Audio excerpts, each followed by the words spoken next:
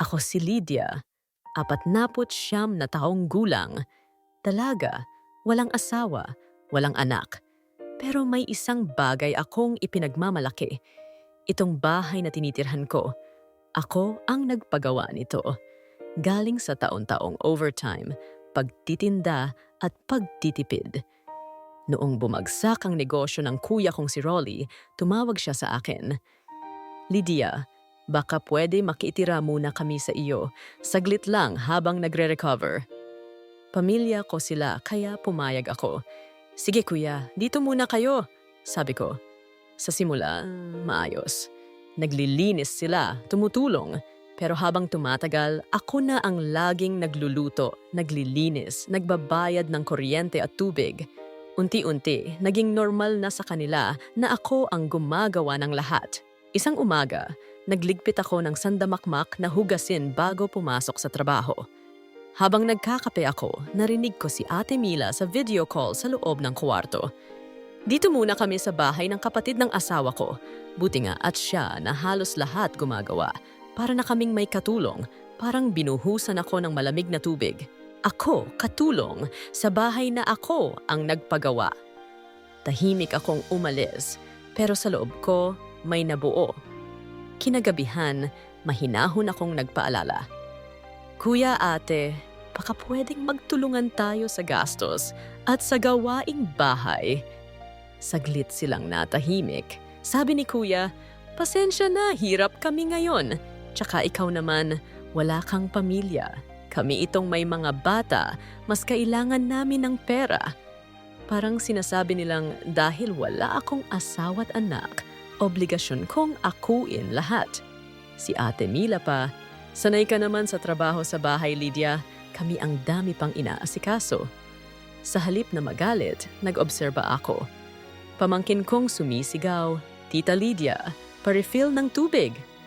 Walang pakiusap, walang salamat. Doon ko naramdaman, hindi na ito simpleng pakikisama. Ginagawa na talaga nila akong katulong, kaya kumilos ako ng tahimik. Kinausap ko ang abogado, pinacheck ko ang titulo, nakapangalan lang sa akin, malinaw.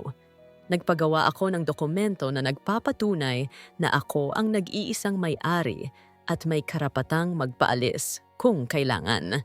Tinanong ko rin ang ahente kung magkano na ang bentahan sa lugar namin. Nalaman kong tumaas na ng malaki ang value ng bahay. Pag-uwi ko, binalik ko ang mga papel sa envelope. Hindi pa oras ipakita. Hintay lang ako ng tamang timing.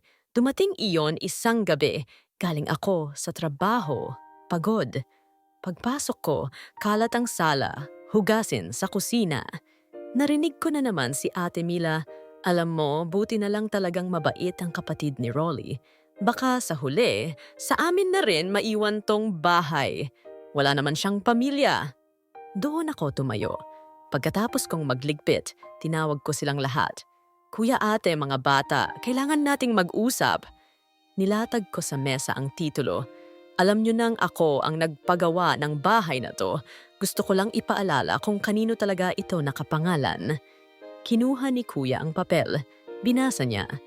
Pangalan ko lang ang nandoon. Sabi ko, pinaayos ko na ang mga dokumento. Ako ang may-ari. Hindi ako katulong dito. Hindi ako obligadong magbuhat ng lahat ng gastos habang iniisip nyo kung paano magiging sa inyo tong bahay balang araw. Tahimik sila. Inilabas ko ang isa pang papel. Pinag-aaralan ko na ring ibenta ang bahay.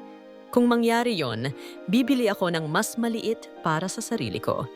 At sa oras na umalis ako rito, kasabay niyong iiwan ang bahay na to. Wala kayong parte dito dahil hindi naman ito galing sa inyo. Naiyak si Ate Mila. Nagsorry siya, sinabing nasanay siya sa tulong ko at nakalimutan niyang may hangganan iyon. Si Kuya, umamin na mali ang inakto nila na inakala nilang okay lang dahil hindi ako nagsasalita. Sagot ko lang, hindi porket tahimik ako wala na akong nararamdaman at hindi porket wala akong asawa at anak, wala na akong karapatang igalang sa sarili kong bahay. Simula noon, nagbago ang kilos nila. Nag-ambag si kuya sa bayarin. Si Ate Mila mas madalas nang nag-aalok magluto at maglinis at ang mga pamangkin ko natutong magpakiusap at salamat. Hindi pa rin ako sigurado kung ibebenta ko ba talaga ang bahay. Nag-iipon ako, tumitingin ng ibang lugar, pinag-iisipan ko ng mabuti. Pero isang bagay ang sigurado, hindi na ako papayag na tratuhin na parang katulong sa tahanang pinaghirapan kong buuin. Bumalik na sa akin ang boses ko at yun ang yaman na hindi kayang tumbasan ng kahit anong halaga ng bahay.